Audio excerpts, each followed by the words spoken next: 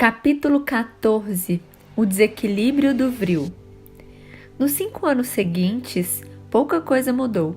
A guerra somente agravou-se, tornando-se mais intensa a cada ano. Os Atlantes Vermelhos iniciaram pesquisas para a manutenção genética e a clonagem humana, para a utilização dos seres provenientes como meros androides no confronto. O plano de Atlas era posteriormente enviá-los a outros continentes, com a finalidade de escravizar os povos primitivos do planeta e montar bases de controle para explorá-los de todas as formas possíveis. Apesar da intervenção de Artemis, ele não havia desistido desse projeto, apenas o adiaria. No final desse período, Gadeir conseguiu romper o bloqueio da energia vril, e ela foi utilizada de forma ainda mais irresponsável pelas raças branca e vermelha, ampliando os graves danos à natureza e à população civil, fato que tornou a guerra ainda mais dramática. O que nos consolava era que sentíamos a aproximação do apocalipse, como nuvens negras do mal, as quais flutuavam na linha do horizonte e caminhavam lentamente em direção ao seu objetivo. Todos os dias acordávamos com o som das explosões distantes e dos pequenos tremores de terra, que pareciam ser somente um trovão que se faz ouvir de longe, mas eram nada mais, nada menos que o prenúncio do fim. O planeta, na região de Atlântida, começava a dar sinais de que muito em breve expulsaria o corpo estranho, entre aspas, que lhe sugava as energias e o feria diariamente. Assim, as duas raças que viviam na grande ilha e que por séculos se respeitaram e se amaram, terminariam seus dias como inimigas, por causa da discriminação racial. Mal este que impera até nos dias de hoje, fruto do baixo nível espiritual da humanidade terrena, que passou a viver em nosso mundo a partir daquele período. Enquanto isso, os mestres e seus mais de 600 discípulos continuavam o trabalho de construção e acabamento dos 12 grandes barcos que levariam 50 passageiros cada. Os jovens trabalhavam com vigor, mas os mestres já estavam sentindo o peso da idade. Os espíritos orientadores do planeta tinham informado que o momento de embarcar para as novas terras ocorreria quando um astro vermelho surgisse no céu. 3 meses antes da catástrofe, foi possível enxergar o surgimento do ponto escarlate na abóbada celeste. O momento estava próximo, era necessário acelerar os trabalhos. Mestre Nasser caminhava com dificuldade. A vida na selva, sem os recursos e o conforto da colônia de Candur, havia desgastado seu organismo em avançada idade. Na época da grande catástrofe, eles possuíam em torno de 120 anos. Inclusive alguns dos antigos atlantes que abraçaram o projeto já haviam desencarnado em decorrência do clima hostil da vida selvagem. Muitos daqueles que se refugiaram em cavernas para não terem seus poderes com vril explorados pelas facções em guerra também já haviam sucumbido. Enquanto os jovens discípulos lutavam contra o tempo para abandonar a moribunda terra de Poseidon, as gêmeas e eu assistíamos na capital Atlante às mais terríveis manifestações da degradação humana. O comportamento bizarro e o olhar vidrado das pessoas nas ruas nos davam a impressão de que todos haviam sido infectados por um vírus desconhecido, ou então suas almas estavam possuídas por seres demoníacos. O estado mental e emocional dos atlantes começava a deteriorar-se, algo típico em períodos de final de ciclos evolutivos no mundo. No fundo de nossas almas, lá no inconsciente, podemos sentir quando o grande juízo, entre aspas, se aproxima, assim como está ocorrendo nos dias atuais. Aqueles que estão sintonizados com baixo padrão vibracional ficam angustiados e irritadiços, externando ainda mais as mazelas de suas almas. Assim, Os dias se passavam, até que em certa manhã, enquanto eu dormia, fui despertado pelo roçar dos longos cabelos de sol em meu rosto. Ela sempre fazia isso quando queria me acordar pela manhã, mas aquela vez não fez para acordar com um lindo sorriso no rosto.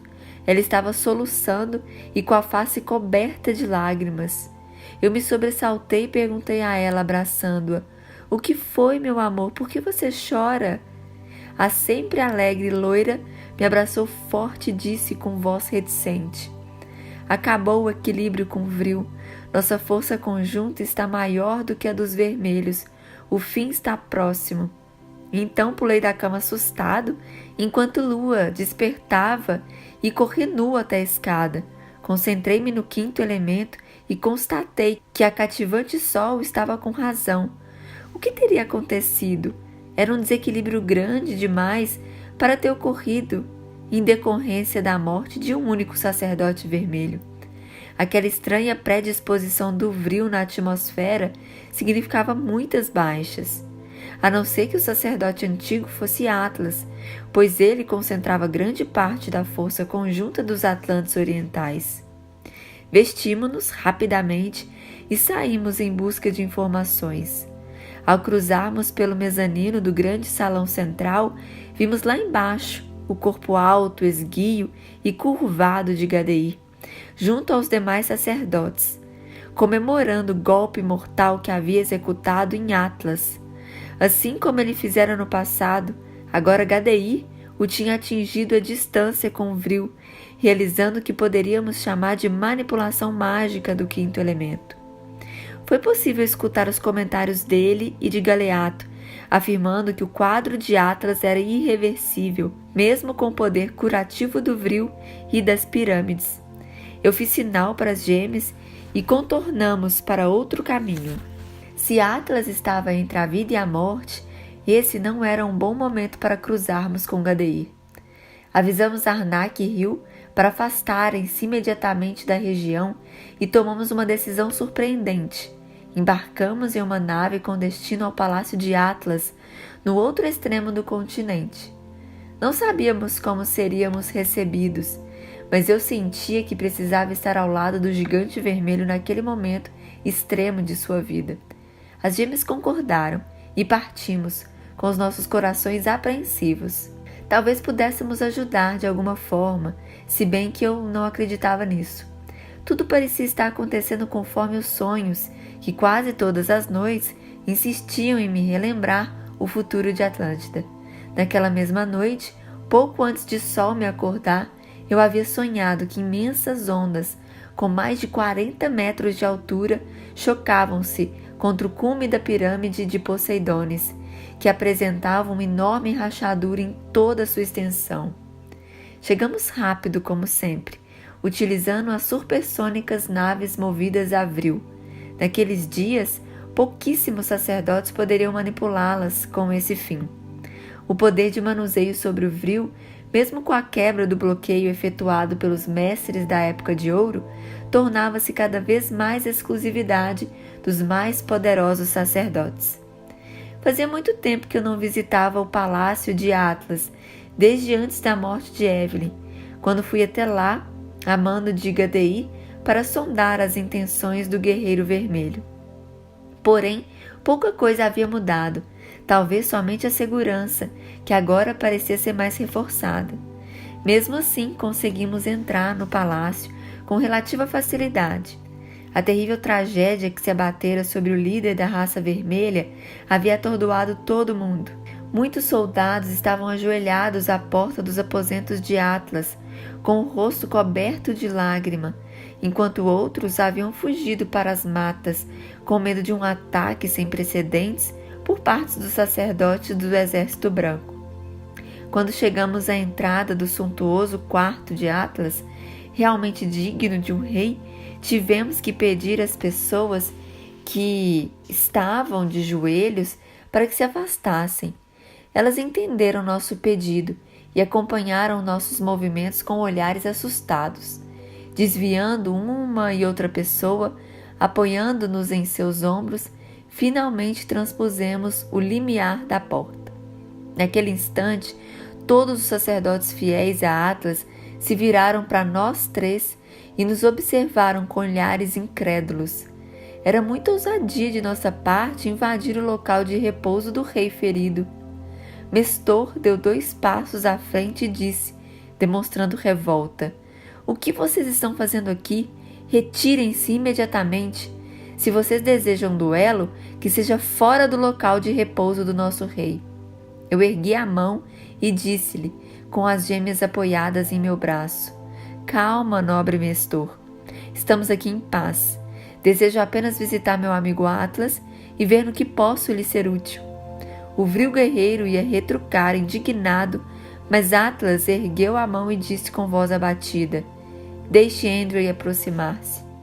Todos ficaram em silêncio, boquiabertos, com a presença insólita do inimigo aos pés do leito de morte do amado líder.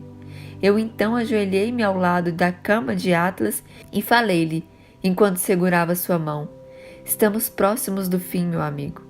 E olhando para o corpo ferido do gigantesco guerreiro, completei: "O que aconteceu contigo é uma prova irrefutável disso." Em seguida, descobri seu peito e observei, na região abdominal, a terrível chaga manipulada por Gadeir à distância. No futuro, muitos trabalhos de feitiçaria tentariam utilizar-se do fluido cósmico universal para realizar estragos semelhantes a esse em vítimas distantes. Raríssimos conseguiriam tal êxito. Conforme já explanei, os magos atlantes eram incomparáveis nessa arte. Entretanto, nos séculos seguintes, após o fim de Atlântida, a arte da magia negra foi desenvolvida no seio de vários povos, obtendo, obviamente, resultados bem inferiores, mas que causavam estragos preocupantes, ao ponto de a alta espiritualidade manter-se sempre vigilante com a ação dos magos negros, que se utilizavam de médiuns para esse fim. As próprias práticas de voodoo são tentativas de utilizar técnicas semelhantes a essa que vitimou Atlas. Ele tentou apertar firme minha mão e falou em tom irônico: "Aquele magricelo horrendo tornou-se melhor que eu nisso, não é mesmo, Andrew? E acho que também estou velho e fraco. Não consigo manter-me invulnerável ao ódio desse monstro como antigamente. Já faz semanas que minha saúde anda debilitada, meu sistema imunológico anda fraco. Talvez seja esse o motivo de seu êxito dessa vez." E tornando a expressão do rosto severa, falou-me com voz firme e preocupada: "Mas esqueça isso, não há mais volta. Meus dias estão contados. Assim que eu morrer, Gadeir destruirá todo o meu povo." Depois, ele olhou firme em meus olhos e prosseguiu, tentando conter a dor que lhe corroía por dentro: "Você me prometeu que isso não aconteceria, que Gadeir não seria o soberano máximo da grande ilha. Andrew, cumpra sua promessa, por tudo que há de mais sagrado, cumpra." Eu coloquei minha outra mão sobre a dele e respondi: "Sim, isso acontecerá. Ninguém reinará sobre a terra de Poseidon.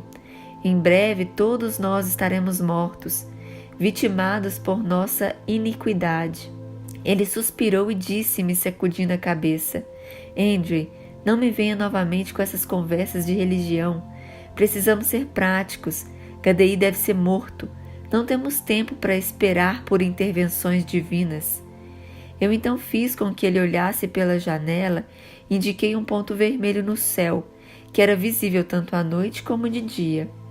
"Veja, Atlas, aquele é o sinal da intervenção divina. Observe-o diariamente nesses seus últimos momentos no mundo dos homens e perceberá que ele se aproximará mais e mais, até deflagrar o grande fim dentro de poucas semanas." Eu me sentei ao seu lado na cama e completei: "Porém, não se preocupe, pois Gadeir estará morto antes disso acontecer. Eu vi em meus sonhos e vou trabalhar pessoalmente para que isso se concretize. Ele matou Evelyn, como já tenho as provas. Faço questão de ser seu algoz. Quero sentir o prazer de matá-lo com minhas próprias mãos."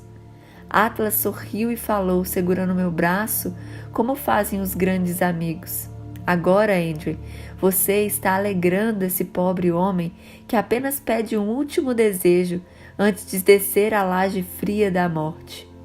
Eu sorri para ele e retruquei: não seja tão dramático. Em breve encontrar-nos-emos no mundo maior e lá teremos outra peleia para enfrentar.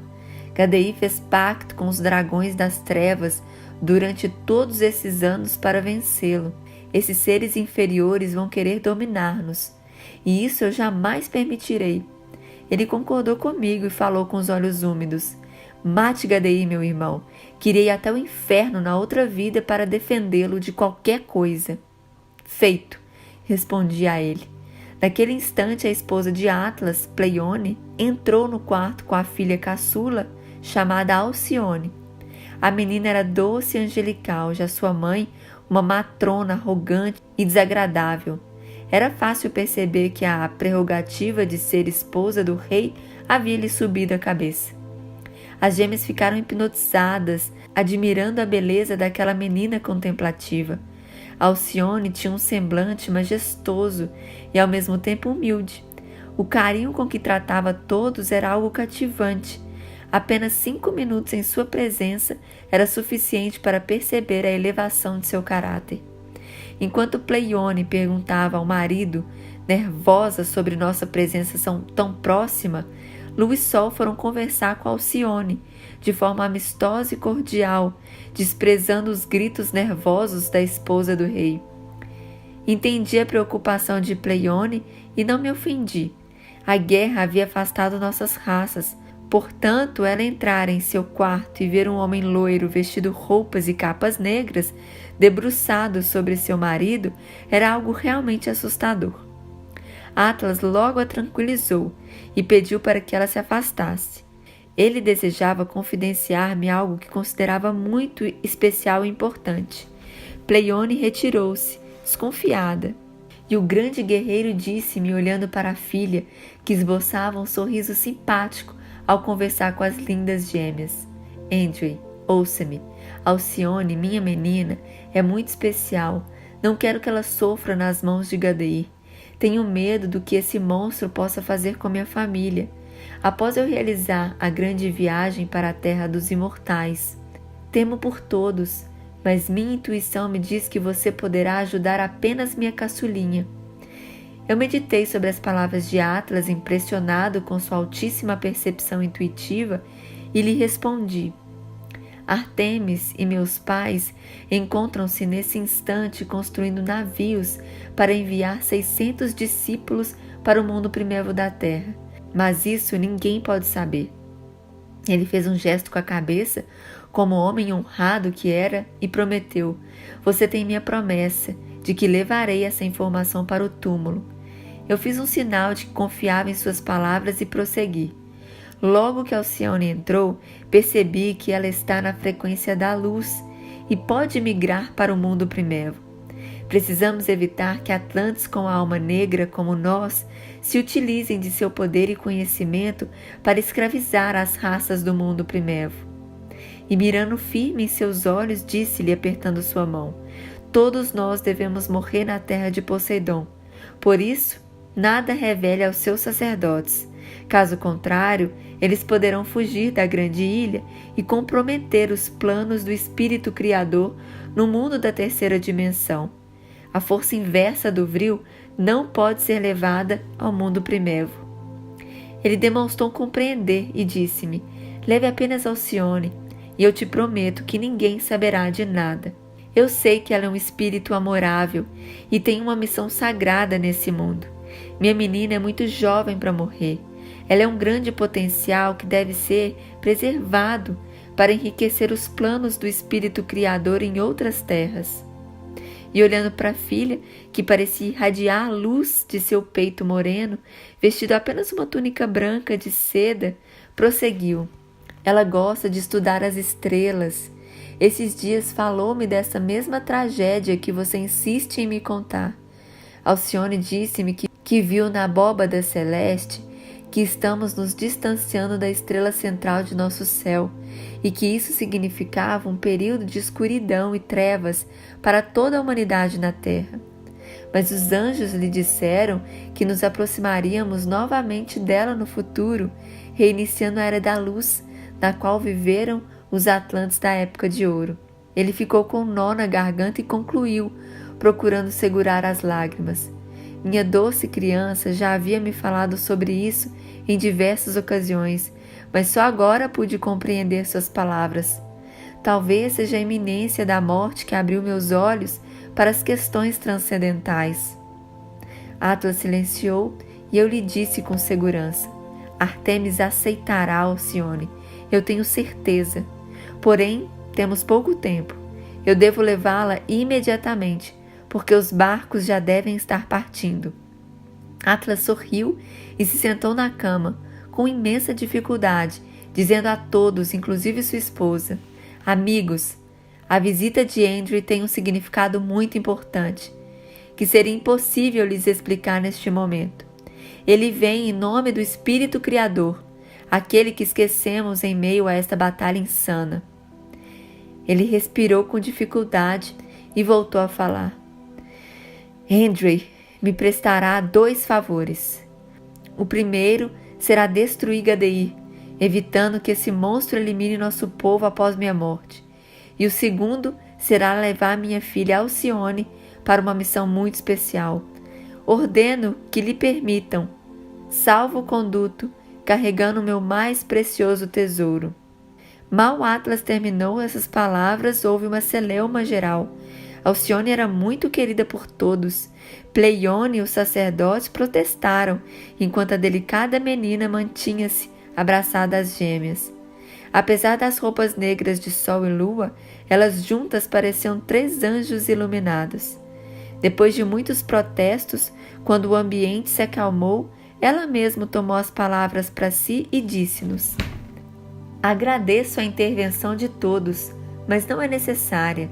Em minhas orações, já havia recebido a informação de que deveria seguir com os Guardiões Negros, que foram designados para a tarefa de me conduzirem ao mundo primitivo da Terra, onde devo realizar uma sagrada missão que, segundo os imortais, não pode ser revelada. Peço a todos de coração que acatem esse último pedido do meu pai. Atlas fechou os olhos, emocionado com a maturidade e consciência da filha, e sentenciou: que assim seja, cumpram a ordem de seu rei. Eu então ergui-me, olhei firme para Atlas e beijei sua fronte. Por fim falei: em breve veremo-nos no outro plano, querido irmão. Ele fez um sinal afirmativo com o rosto pálido e saímos lentamente, conduzindo Alcione. Os sacerdotes vermelhos nos observaram com um olhar firme e surpreso. Talvez nunca tivéssemos chegado tão próximos uns dos outros em todos aqueles anos. Ao sairmos, podíamos sentir suas respirações e observar seus profundos olhos negros. Eles também estavam impressionados em ver-nos tão de perto, admirados com o brilho de nossos olhos azuis, com o tom claro da pele e os cabelos mais dourados que o trigo do campo. Os últimos 2 pelos quais passamos foram Mestor e Nereu. Eles mantiveram o senho fechado, mas fizeram um sinal afirmativo com a cabeça, em respeito à decisão de seu líder máximo. Quando cruzamos por eles, disse-lhes: mantenham-se alertas. Assim que aqueles urubus perceberem que Atlas partiu para o mundo do espírito, virão com força máxima para destruir os sacerdotes da raça vermelha. Nereu percebeu, satisfeito com a minha preocupação, e respondeu com voz confiante: que venham, lutaremos até a morte. Então coloquei a mão em seu ombro e disse-lhe: sei disso, lute com honra e bravura, meu irmão. Quem sabe na outra vida lutaremos novamente, porém do mesmo lado. Ele pareceu impressionado com aquelas minhas palavras, mas nada disse. Apenas expressou significativo olhar. Eu dei 2 passos mais e me virei novamente para lhe dizer: me perdoe, Arnak. Todos nós cometemos erros nessa vida. Ele fez um gesto de contrariedade. Eu sabia que seria inútil convencê-lo naquele momento. Então rapidamente descemos as escadarias, com nossas capas pretas por fora e escarlate por dentro, esvoaçando ao vento. E realmente lutamos juntos, tanto na época da unificação do Egito ao lado de Menés, como depois no reinado de Akenaton, quando eu era Radamés, e ele o general Orambeb. 100 anos depois, o fato se repetiu ao lado de Moisés, quando vivemos as personalidades de Natanael e Josué. Enquanto Alcione se despedia de uma menina que parecia lhe ser muito próxima, preparamo-nos para a decolagem. Ela entrou na nave e a jovem ficou nos observando com os olhos úmidos. Lua colocou a mão em meu ombro e disse-me: meu amor, espere, leve a outra menina também, não nos custa nada. Eu virei para minha adorada morena e disse: Lua, nós não podemos abusar. Artemis talvez não autorize 2 embarques imprevistos. Alcione em seguida disse-nos com voz suave e serena, impregnada de elevada autoridade: é minha irmã, ela se chama Selena. Sol tocou em meu braço com delicadeza e falou: venha, Selena. Andrew, não se preocupe, Artemis autorizará. Consigo ver a luz na aura dessa menina, assim como na Alcione. Não discuti, até porque parecia que Alcione é quem dava as ordens ali. Ela não pediu, mas senti que era sua vontade. Portanto, resolvi consentir, sem nada dizer. Apesar de não termos pedido autorização a Atlas para levar outra de suas filhas, permiti seu embarque com um discreto gesto de cabeça. Eu havia notado que alguns de seus homens suspeitavam que nós faríamos algum mal a Alcione, mas não tínhamos tempo para discutir. Partimos rapidamente com as 2 em direção ao litoral. As gêmeas estabeleceram um contato telepático com Artemis e obtiveram a localização exata de onde encontrá-los. 10 embarcações já haviam partido nos últimos dias. Só faltavam 2 e seguiriam viagem dentro de poucas horas. Naquele período, a única forma de comunicação à distância passou a ser a telepatia. Os telefones móveis, tão utilizados na época de ouro, necessitavam de grandes concentrações de brio na atmosfera. Era por meio do 5º elemento que se estabeleciam as frequências de comunicação. E como ele estava rarefeito, tornou as redes de comunicação inativas, assim como aconteciam com as naves que não decolavam mais do solo faziam décadas, salvo raras exceções, como em nosso caso, em que poderosos sacerdotes do Vril manipulavam-nas manualmente. Artemis e Christe nos receberam carinhosamente, enquanto Nasser e Antonis prosseguiam empenhados no trabalho dos preparativos para os últimos embarques. Christe então aproximou-se de mim e me abraçou, dizendo: saudades de você, meu filho. E eu retribuí o abraço, mas não permiti que ela se deixasse levar pelos sentimentos. Vamos, Christe, temos muito trabalho a fazer. O embarque deve ser rápido. Eu apontei para o céu, em direção aos asteroides que se aproximavam rapidamente e completei: elas precisam partir logo, para que as embarcações se afastem a tempo de não ser tragadas para o fundo do mar com a grande ilha. Ela concordou com o gesto delicado e foi continuar suas tarefas com os olhos úmidos. Senti-me mal por desprezar seu amor, mas eu vivi em outro mundo, em que essas demonstrações exteriores de carinho deveriam ficar cada vez mais distantes. Já as gêmeas não se importavam em demonstrar a afeição que cultivavam em seus corações. Por várias vezes vi-as roubando beijos carinhosos de Artemis e Christe. Elas conciliavam muito bem as trevas com a luz, mas minha psique perturbada não conseguia agir dessa mesma forma. Tentando escapar dessa tormenta de sentimentos, fui apressar as jovens a recolherem os mantimentos que deveriam levar na viagem. Eles me olhavam com reservas por causa da minha capa preta, porém me respeitavam pelo imenso afeto que tinham pelos mestres. Na hora do embarque, insistiam para que os mestres partissem com eles. Nasser então respondeu: meus filhos, aqui termina nossa tarefa, inicia-se a de vocês. Estamos velhos e devemos seguir para a pátria maior, mas mantenham o coração em paz, porque estaremos sempre ligados a vocês, em espírito, trabalhando para o bom êxito dessa missão. Os jovens abraçaram Christe e Artemis emocionados. Eles as chamavam de as grandes mães, assim como nós, e elas adoravam tal alcunha. Foi difícil convencê-los a partir sem os mestres. Não queriam abandoná-los ali, sem amparo na velhice. Antônio percebeu a aflição dos jovens, colocou a mão sobre meu ombro e disse-lhes, causando-me admiração: não se preocupem conosco. Andrew levará-nos à capital para que possamos morrer na cidade que foi nosso lar por tantos anos. Queremos estar lá para presenciarmos o fim daquela maravilhosa metrópole de outrora que ajudamos a construir.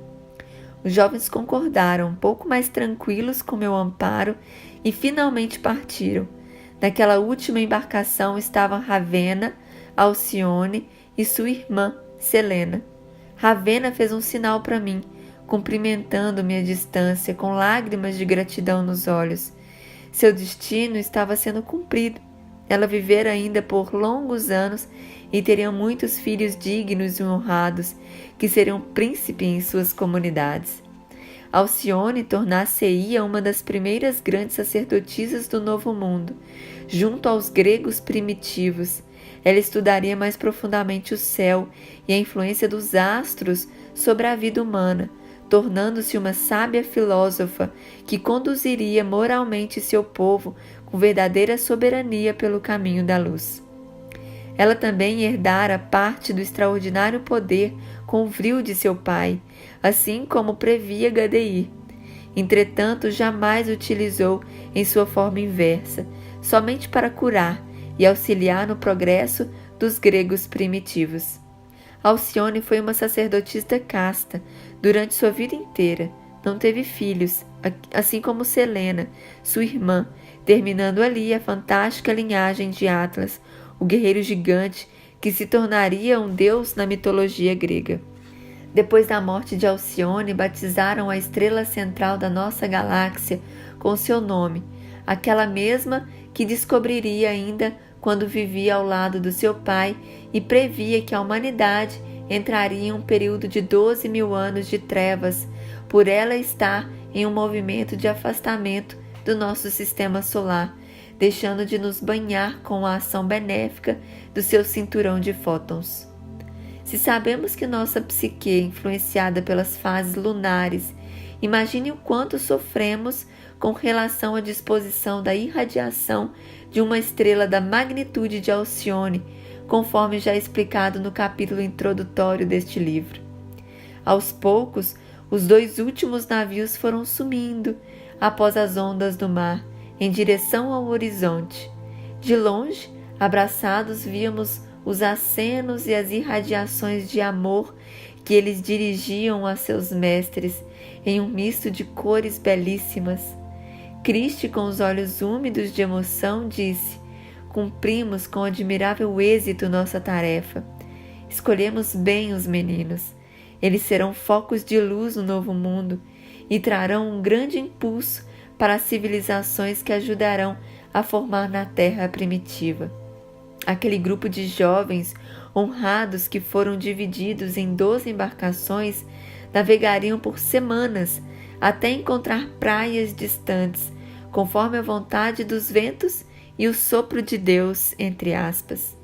Alguns aportaram no Vale do Nilo, outros nas Américas. Alguns rapidamente chegaram ao Mediterrâneo e regiões próximas.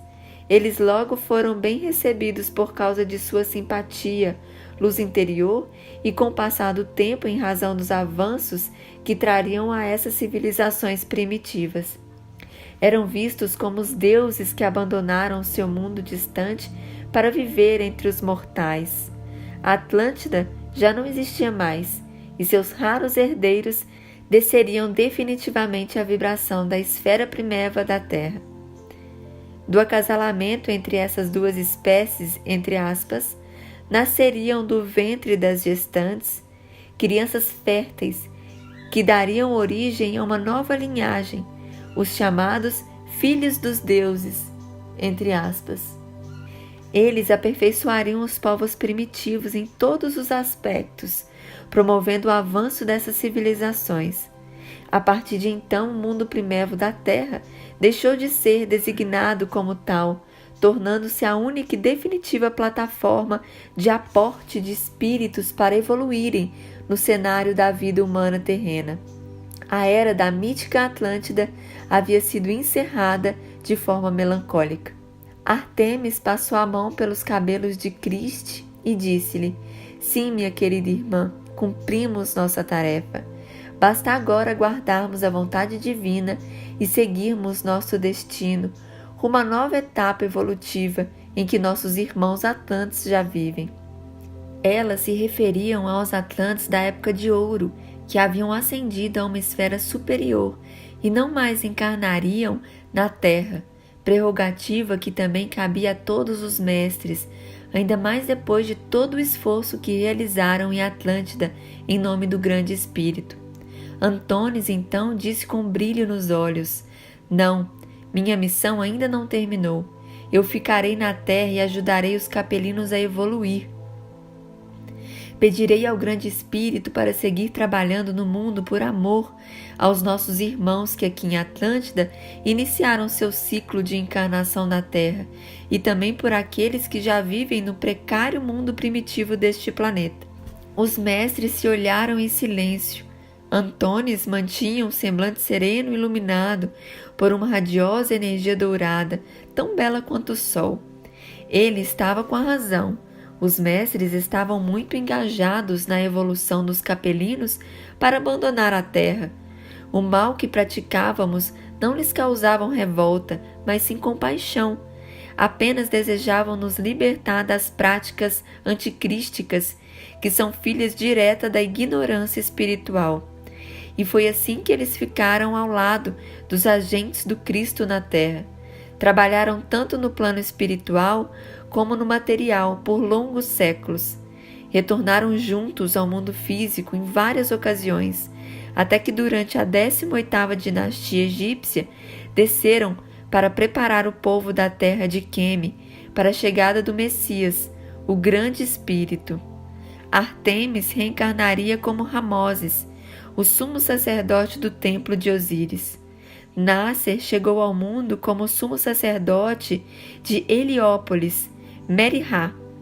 Criste reencarnou como a rainha Nefertiti e Antônis chegou ao mundo como Akenaton, o faraó do Deus único, conforme narramos no livro Akenaton, a revolução espiritual do Antigo Egito e suas sequências, Moisés, o libertador de Israel, e Moisés, em busca da terra prometida. No próximo vídeo, entraremos no capítulo 15, o último duelo do Vril.